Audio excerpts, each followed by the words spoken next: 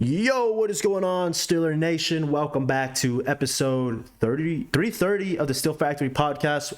I'm live from the North Oakland studios here in Pittsburgh. I'm joined by my two co-hosts today. My name is Rion. There's Junior. There's Chewy. What up, guys? What's up? What's going on? Good to have the trio back for the off season now. The combine's been going on this week. It's going into this weekend. It's today quarterbacks on Saturday, right? Yeah, but none of the good ones are throwing. Yeah, it's a weird, way too much politics involved, huh? I think players are soft now. Like, did you see Jaden Daniels was like, I'm not going to throw at the combine so I could throw at the pro day. That way my team gets more attention. Because if I won't throw here and I throw at the pro day, everyone's going to be at the pro day. I think LSU receivers are fine, you know? Like I'm pretty sure people are going to the LSU combine regardless, right? Yeah. Anywho, lots to dive into. I will be honest, I have not really been as engaged. I'm enjoying the off season this past month. Not really stressing about the Steelers. I mean, I'll see the new rumors every now and then about Justin Fields, Kirk Cousins, who else? Russell Wilson. I just know the Steelers. I mean, we're going to talk about this. I just know the Steelers in that they're not going to make a big splash. I mean, clearly, if the price is right and the price being the minimum, we might make a play here. But what do you guys think? I mean, Junior's been all in the boat of anyone but Kenny at this point. I want to see what happens with Arthur Smith. Let's let it rip. How we feeling? Who's first? I mean, it's just however it pans out, you know? Like, the Steelers are a really cheap organization in general. If we can get like a quarterback that we think is an upgrade for a good price, like Justin Fields for like a third or fourth rounder, right? Like, a second is way too high for us. We're never gonna pay that. Or Russell Wilson, if we think that he still has it, and he might, he looked pretty good with Sean Payton. Like, yeah, he had some nice stats. The Broncos had a nice stretch of games in the second half of the season, and he's gonna play on the vet mitten, like, for $1 million. Like, if it just depends on where they think the team is at, you know? Like, do we want to win right now and capitalize on our defense that's top 5 in DVOA? And that was with a lot of like key players injured and Minka and Hayward missing games, or do we want to keep investing and then just kind of let the team develop under Arthur Smith and see what we can do? But I don't think Kenny's it, so I don't know. Yeah, I think the one that makes the most sense to me is Russell Wilson. The factor in the Broncos are going to pay him $40 million to not play for them. And we want to win now. We always want to win now. Yeah, the Steelers, yeah. And I think he fits pretty well into Arthur Smith's offense. I think it's similar to Seattle, and he could be better than Tannehill was 3 or 4 years ago. Yeah, like a super run-heavy offense with like big bombs. Yeah, that's perfect for him at this point, too. He's got to be pushing 35, right? I think he got drafted 2011, 2012. Yeah.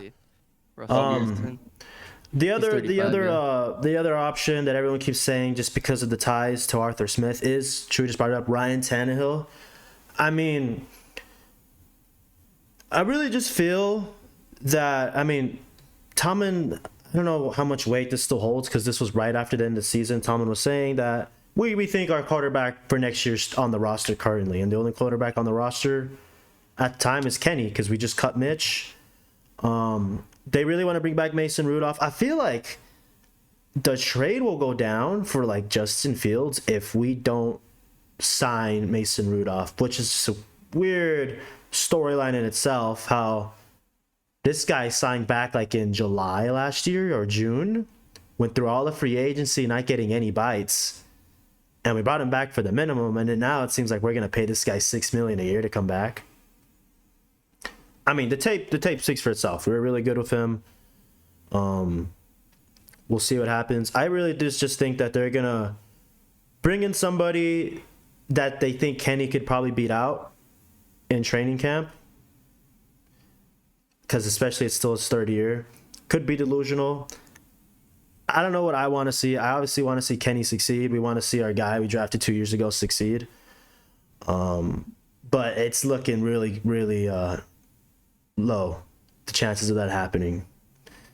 But yeah, every statistic. dude, every like, the only thing that pops up is just like, okay, this guy, half his wins are fourth quarter comebacks, and it's like, okay, and you look at the fourth quarter fucking QBR, it's up there with Mahomes and shit. We want to see more in the first 3 quarters of play, right? We'll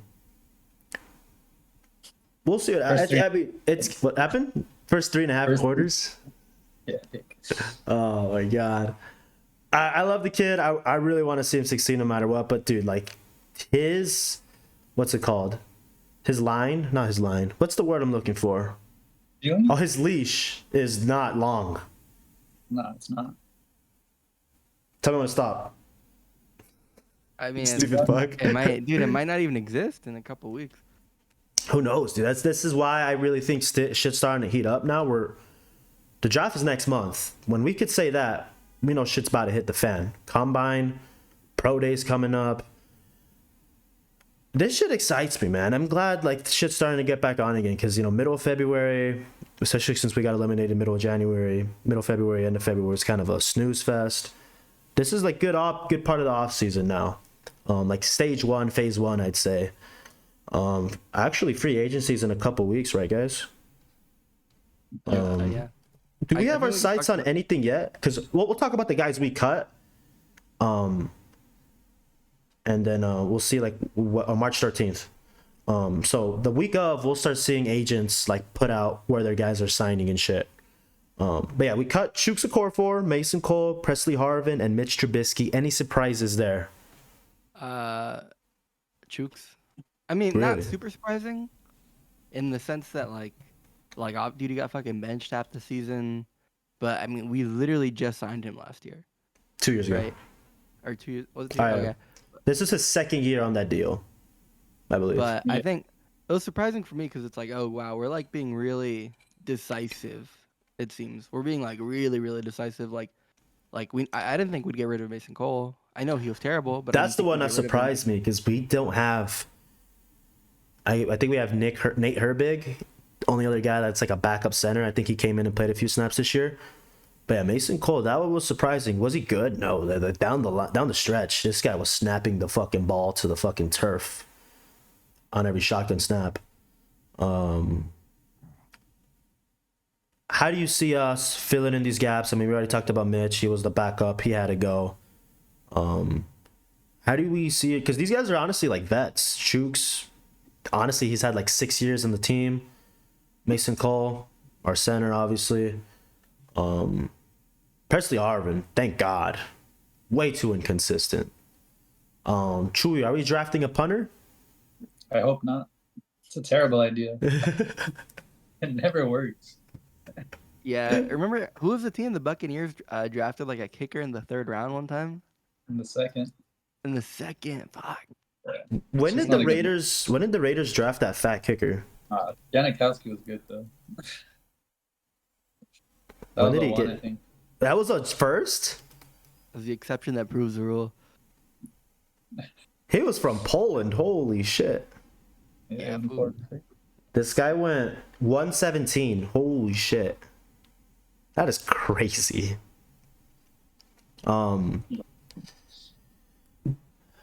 I mean, yeah, I guess you just get the best guy, and you hope to, like, I guess, outbid for an undrafted free agent, right? Right after the draft. I see a lot of people throwing in that Torrey Taylor from Iowa at the 7th round. I think the Steelers had a formal meeting with him at the Combine as well. Mason Cole, gone. Center 1st round, 2nd round. Who do you guys have your eyes on? You don't think we get a center 1st round? I think we sign a center. I don't like drafting centers. Ooh. We need a Pouncey, dude. We need a Mike Webster. We need a Dermontti Dawson. You don't believe in a Zach Frazier, a Jackson Powers John. What's the fuck his name? Jackson? Is it Jackson Powers Johnson? Yeah, JPJ. Jackson and Johnson all in the same name is insane, actually. Those guys aren't. It's Jackson John. Jackson Pouncey. Powers. Pouncey out of college was like a no doubt pick. Oh, who's the other guy from Georgia? Cedric Van Pran. We've been drafting hella Georgia guys. I think first round you want to go tackle or corner. Right. Again, that's just crazy. Would you Run it. rather? Would you rather trade a second for Snead, or get a corner in the first? I'd rather trade a second for Snead. The known commodity, like absolute stud. Yeah. And then what? You get your right tackle, Right tackle in the first, and you have Porter already on the other side. and hopefully they put Broderick at left. I saw Omar Khan this week say eventually Broderick will be a left, and that should have happened yesterday. Yeah, it's a matter of time. It's a matter. Yeah. When you were It's not an reading if, it's a when when. you were reading that tweet of all the guys we cut before that March deadline, were you surprised to not see Dan Moore on there? No. He's gonna be our swing tackle. That's what everyone's been saying last year. Like that's gotta happen. I thought the one Pretty good. game. Go for it. He's gonna be good at being the backup tackle. I mean, he's had so much experience. He started 3 full years at this point, probably more than he started in college. I mean, okay, we have to think about it like this. With like maybe, maybe like our blocking schemes with Arthur Smith are gonna be way better than with what the fuck was our last OC's name? Canada. Canada. Maybe Yeah. because like just like the guy that dipped to the Rams for like a fourth, like he turned out to be a fucking Pro Bowler or something, right? He's getting extended. The Kevin Dotson. Yeah, he's like one of the best free agents, I think, right? Yeah, it's ridiculous. So, and that was definitely all on coaching. Like obviously, you don't just turn it around like Yeah, that. he was out of position too, left to right guard. And yeah, what are we doing right now? We're putting our first round tackle last year out of position. He's playing right tackle because our 4th round left tackle from 3 years ago can't play right tackle. Or he could play right tackle better than the fucking guy that's been starting at left tackle the last 3 years. Whatever. It's time to make some moves here. I want to see the Bama right tackle in the first round. Mims, how are we feeling about him? We're just shouting he out from names Georgia? here. Is that Georgia? Fuck me. Who's Where's the the guy from Bama Bama? tackle? Who's the Bama right tackle? I don't know. I only think JC Latham. My bad. Nah, I like Mims. That guy's fucking huge. Mims, that guy is whew. Yeah, I like Mims. Yeah, Mims from Georgia. He's a right tackle only, so that would force us to put Broderick at left. Exactly. So then we look at left tackle, Broderick, left guard, Samalu. Still looking for a center here. Right guard, James Daniels. I'd like to see him get extended this offseason, actually. And then we'll put Mims at right tackle. We still need to solve the center solution. Self-center. Chewy doesn't want to draft one. Free agent. Who are our free agent center? Who are our free agent centers? We're just spinning off the top here. I said not in the first, and I didn't say we shouldn't draft one. We should draft him. No. I look up free agent centers and it takes me to NBA. DeAndre Jordan. Are we still looking at? So, I don't think centers go in the first usually, unless it is a generational guy. Who are you looking at in second round? Then do you see centers falling into the second round at what 52? Zach Frazier. Is JPJ gonna be a first rounder? Probably. He's getting a lot of hype. I just don't like Oregon. Fuck Oregon. Yeah, that's true. JPJ, Oregon guy.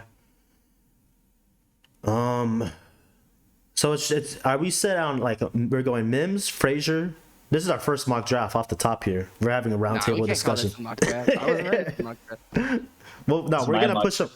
We're gonna start pushing mock drafts in April. We're just spitting off the names we've seen ourselves associated with at the combine, and based off our cuts and who we need to insert into the lineup right now. Keon Mitchell. Who's the center from Clemson that Chewy likes? That just ran the 4.29. The corner. Wiggins? Oh, Wiggins. Yeah. Yeah, Nate Wiggins. I like him and Cooper from Iowa. Cooper DeJean. Yeah. We're really looking at if I mean, it really just it's all in how the line falls here. If we go center or corner, um, is there a lot of more left tackles than right tackles in this draft? Because I guess we're really just been focusing on the right tackles now, right? Do you see a flood on left tackle that just pushes the right tackle out, or no? There's a lot of fucking strong tackles in this class. I'm not sure about like left versus right, but I know there's like 3 top 10 tackles. Yeah, this is a really good tackle class, and left is always going to be above right anyway. Yeah, yeah. Because I remember like last year we really dove into it. We saw like the Paris Johnsons, the cat that went to the Bears. We landed on Broderick. Yeah, we got the last one last year. Be the last really good cream of the crop. We traded up for him. The Jets were about to fucking sweep. That's right. We went from 17 to 14. Great move. That was a great move. Them not getting Broderick basically took Aaron Rodgers out of the season. That's crazy how that shit falls. I can't believe they fired Belichick. That's Fired actually Belichick? like a 500 IQ like move. And the Jets still finished better than them. That's what's crazy. So, all right. Obviously, this early on, we're really just settling in to our first couple rounds. Another position I want to see us have our eyes on, which honestly I thought we would have drafted, but we actually had a really good free agency with this position, is linebackers, middle linebackers. How would you see our group moving forward into next year? I think we have most of the guys in their contract outside of Quan Alexander, I believe. Do you want to see that same rotation coming back? I know Omar Khan said there's no timetable for Cole Holcomb's recovery. We don't even know if he's going to be ready for next year at the start. What happened to him? Like His leg meniscus, fell off. Achilles. Oh no. I know he came to us not healthy either at the start of last offseason. I don't want to see any of those guys back, to be honest. Not even a I- Landon Roberts. No. He's like, you're fine, you know. We want to see all the those guys splash. Are all those guys are solid for like, you know, 2-3 snaps, a fucking drive, right? But I definitely think that middle linebacker is somewhere we should look for in free agency. I don't think we should draft it. It's such a tricky thing to draft. It doesn't translate super well. And like, I don't think it's worth draft capital. Patrick all, like- Queen got released from the Ravens, right? Wasn't he a first round pick too? Shit. He's 24. Proves your point. That's a bad position to evaluate. It's a bad position to draft. Just kind of like safety. I've heard safety's really hard to draft too. Yeah. Yeah, he had his 5th-year option declined last year, I guess. And now he's a free agent. They're letting him walk. Turns 25 in August. One guy to keep your eyes on. We'll see. Who's there? I mean, because the Ravens constantly just have studs at inside linebacker. I mean, they traded for the guy on the Bears. Roquan. He put it all together, man. Yeah, defense turned that defense. scheme too is crazy. Luckily they lost to DC. Falls apart now. Something to keep our eyes on in the division. And then one last topic here, and it sparked quite the debate in the city with my higher level of institution versus the team. Huge divide in the fan base because everyone's blaming Pitt for the Steelers' poor grades, reflected of the ownership, the facilities, and whatnot. What do you guys think of this? Because it's like I know we paid attention to this last year too, and then this year I guess it got even worse. The overall rating, the rating of the locker room, the treatment of families, the workout facilities, the gym, the cafeteria. Are you guys putting a lot of this on Rooney? Are you guys ready for the next generation and lineage of Rooneys to step in here? I don't know who else you would put it on. I think one of the big misunderstandings though so far is definitely like people keep showing pictures of like the Heinz Field or the Acrisure locker rooms or whatever. But all of those at every stadium kind of suck. You know, like they're not supposed to be any good. But Right. when they say the locker rooms suck, they mean like the ones they go to every fucking day to practice or to train Right. or to right? Like those are the ones they're concerned about. And like the big debate is, okay, like, well, we share a facility with Pitt. Is it Pitt's fault that we're not really renovating or that They're we're in the not way that we upgrading? can't upgrade or Like, expand, I guess is the word. is it their fault? Maybe, kind of, but probably not. You know, it's definitely. It seems like a lot of the problems stem from just not wanting to pay, right? Like the other big F we got was the family care, right? Like we don't provide daycares and stuff for any of our players. Um, Yeah. I mean, which makes sense. Like if you think about it, like it makes sense. Like on game days, like oh, you want the family to show up to the game to support the players, so you need to provide them with fucking daycares for people to take care of their kids while they're at the games, right? But I mean, for us common people, like it's like, is that really a problem? Like they're all rich, they can pay a Yeah, dude. babysitter. Yeah, they Like, come want. on. I guess they want to be able to bring the kids and have the kids at a certain location within the stadium on game day, and not have to worry about it.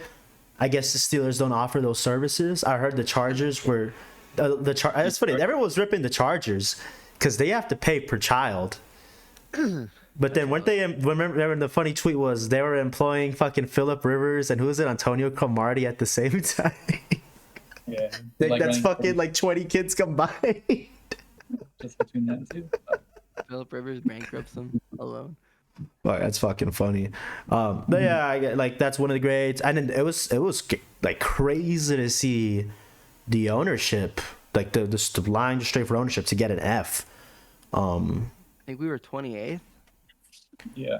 Because But, there like- used to be a lot of talk about not only having a good relationship with, you know, the head coach, whether it was Chuck Noll, Bill Cowher, Mike Tomlin. There was also like a good bond with like Dan Rooney and the Chief. And now like they're not scared to shit on AR too, giving him an F. Here's the thing. The owner of the Chiefs is 32 out of 32. So if you think about it, it's almost like, what do the players know? You know, like, do they actually? What does he Does it know? actually really reflect anything? Aside from like, what amenities do you provide me outside of my millions of dollars in salary? What do you do for me? What have you done for me lately? I don't know, just pay you. Like, It was good to see Mike Tomlin get an A. I don't know if he was number 1 out of 32, but it was like the only thing that stood out as an A. I think that and he was like quality of 5. food was like a B minus. Tomlin was 5 out of 32.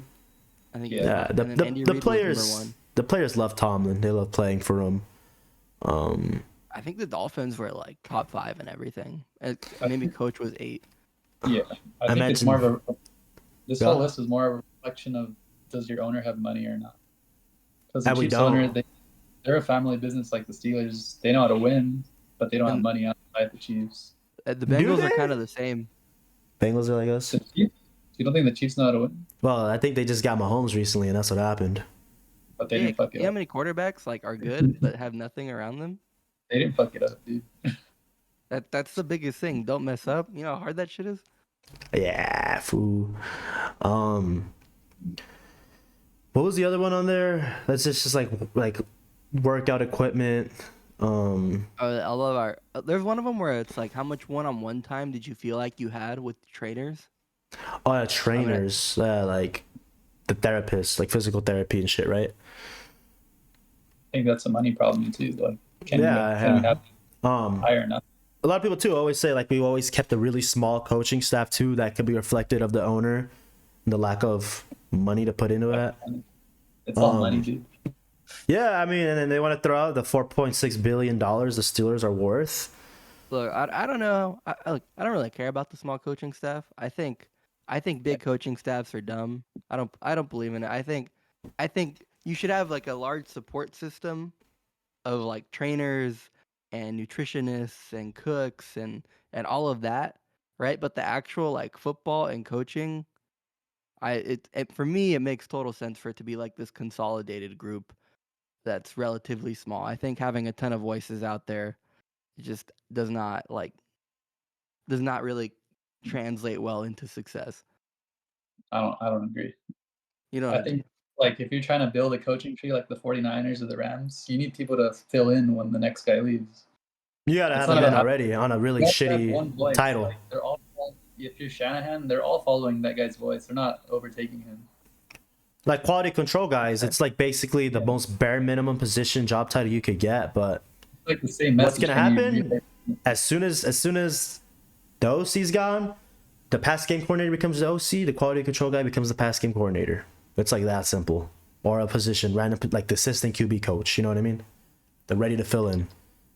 Meanwhile, we have like fucking 5 guys. Yeah, Like- you have your We have your no QB coaching coach, your QB coach, the you just literally just keep position coaches, and then you have an OC, and then you have like your assistant QB coach be the pass game coordinator or some shit. One other thing too is Coach Mike Sullivan, the guy that became the interim OC, now just has like the senior offensive assistant coaching title after we got a new QB coach. We kept him on the payroll. We must really like him. bad, I guess. He did okay. He did all right, Well, you know. Going back to my point, like we should be hiring a really young guy for that position, not Exactly. like this guy's never going to be a coordinator again. I think Yeah. I guess it makes sense to have like a huge hierarchy of people, and then like have really young guys kind of just come into the bottom, and then by the time they do get anywhere near like actual influence within the coaching staff, they should be like kind of grizzled veterans. Pretty of much. football. You've already had at least 4 Right. seasons on the NFL level, being able to just watch up close. You've gone through a few training camps. You've gone through the whole course of a season, a whole off season. But yeah, I mean, we brought this up earlier when we did the Arthur Smith video. He's the youngest coordinator Tomlin has hired, and he's just over 40, I believe. So there you have it. I believe in Arthur Smith. I think he'll be fine. That'll be fine. Just had to cross some T's, dot some I's. I'm ready to wrap this up. How about you guys? Yeah, Feel good. let's get the What- fuck out of here. What's We gonna gotta be? we gotta do more like actual analysis on these draft on Oh these yeah, like, players. this is a good preview, off-season preview, draft preview, first initial. Throwing out some names there, spitballing here. What do you guys want to talk about next time? In a week or so from now, hopefully we'll have our first. Actually, I think the next time we talk, let's do a mock draft. Let's start cracking numbers on PFF, those mock drafts. Straight up for number 1. Let's straight up. What do you think about Okay. Drake May falling? I love it. I don't know that he'll actually fall as a thing. Yeah, I don't. If So he much falls, it'll smoke be the- happens in the first Yeah. month before the draft. If he falls, Oh. it'll be to fucking like 3, dude, and someone's gonna trade up and swoop. I have a bold prediction What's up? for May. So he's gonna fall to like 5, and the Vikings are gonna trade up, and they're gonna sign Mason Rudolph to be the stopgap Fuck. because they're both from Carolina. That was funny. Mason Rudolph posted that picture of them as like little kids. Like that's crazy. They go way back. But without further ado, let's sum it up. We're all good here. We're ready to really dive into draft stuff. We took a solid month off. Thank you to all the fucking new people that have been rolling in here. It's been great to see the sub count going up, even though we're not uploading.